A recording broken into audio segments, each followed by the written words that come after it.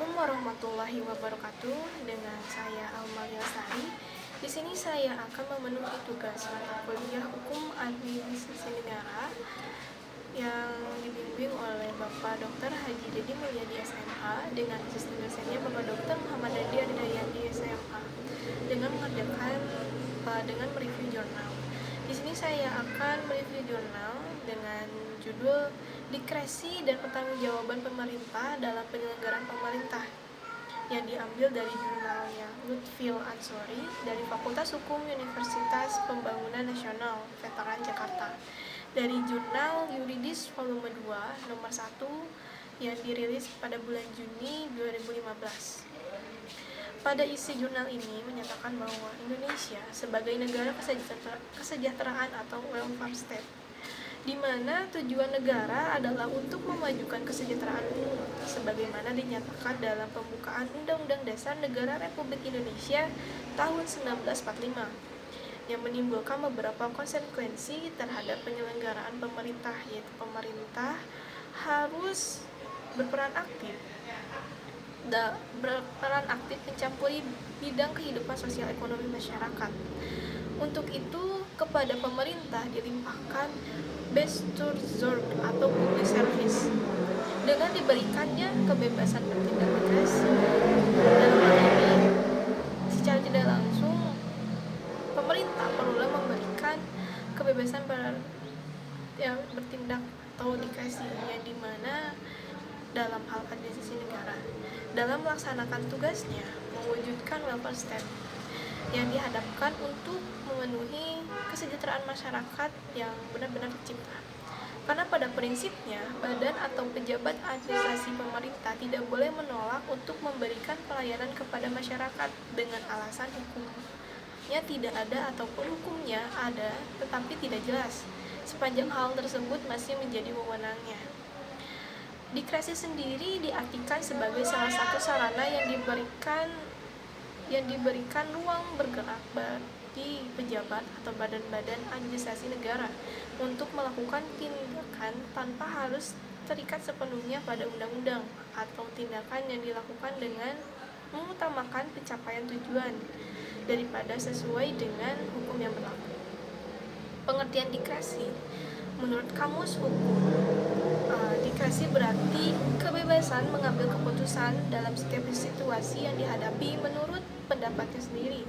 Sedangkan menurut Undang-Undang Nomor 30 Tahun 2014 tentang administrasi, mengartikan diskresi sebagai keputusan atau tindakan yang ditetapkan atau dilakukan oleh pejabat pemerintah untuk mengatasi persoalan konkret yang dihadapi dalam penyelenggaraan pemerintah dalam hal peraturan perundang-undangan yang memberikan pilihan, tidak mengatur, tidak lengkap atau tidak jelas, atau adanya stagnasi pemerintahan. Ada beberapa pakar hukum yang memberikan definisi diskresi, diantaranya adalah S. Prajudi Atmosudirjo yang mendefinisikan diskresi sebagai kebebasan bertindak atau mengambil keputusan dari para pejabat administrasi negara yang berwenang menurut pendapatnya sendiri. Selanjutnya dijelaskannya bahwa diskresi diperlukan sebagai pelengkap dari asas legalitas, yaitu asas hukum yang menyatakan bahwa setiap tindak atau perbuatan administrasi negara harus berdasarkan ketentuan undang-undang. Akan tetapi, tidak mungkin bagi undang-undang untuk mengatur segala macam kasus posisi dalam praktek kehidupan sehari-hari. Oleh sebab itu, perlu adanya kebebasan atau diskresi dari administrasi negara. Sedangkan menurut Sahran Bahsan mengatakan bahwa Pres Emerson adalah kebebasan untuk bertindak atas inisiatif sendiri, akan tetapi dalam pelaksanaannya haruslah tindakan-tindakan administrasi negara itu sesuai dengan hukum, sebagaimana telah ditetapkan dalam negara hukum berdasarkan Pancasila.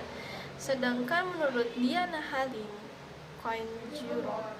Kunjuro mengatakan Pres Emerson atau diskresi ini sebagai kemerdekaan bertindak administrasi negara atau pemerintah eksekutif untuk menyelesaikan masalah yang timbul dalam keadaan kegentingan yang memaksa, di mana peraturan penyelesaian untuk masalah itu belum ada.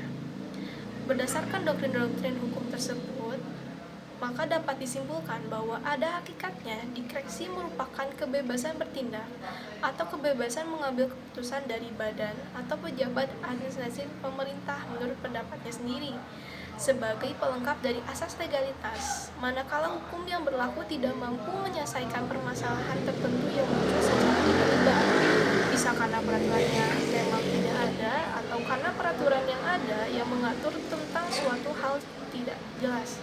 Secara singkat, penggunaan kewenangan dikresi oleh badan atau pejabat administrasi pemerintahan hanya dapat dilakukan dalam hal tertentu di mana peraturan perundang-undangan yang berlaku tidak mengatur atau karena peraturan yang ada yang mengatur tentang sesuatu hal tidak jelas dan hal tersebut dilakukan dalam keadaan darurat atau mendesak demi kepentingan umum yang telah ditetapkan dalam suatu peraturan perundang-undangan.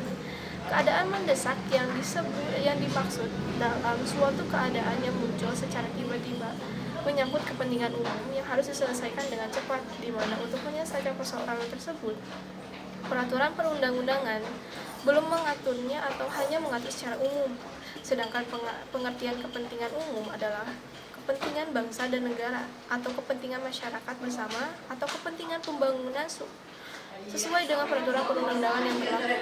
Di samping itu, batasan atau rambu-rambu dalam penggunaan dikresi adalah asas-asas umum pemerintahan yang baik, disebut juga AUPB.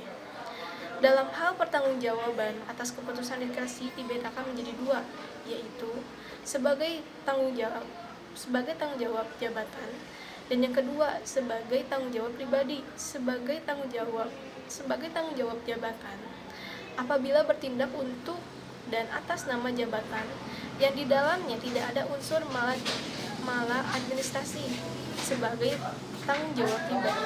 Apabila dalam penggunaan wewenang tersebut terdapat unsur maladministrasi, setiap penyelenggaraan urusan pemerintah yang di dalamnya ada unsur maladministrasi dan merugikan warga negara, tanggung jawab dan tanggung gugatnya dibebankan kepada pribadi orang yang melakukan tindakan maladministrasi tersebut atau pejabat yang melanggar apa yang telah diatur ataupun tidak sesuai dengan peraturan yang ada dalam menjalankan dikresinya.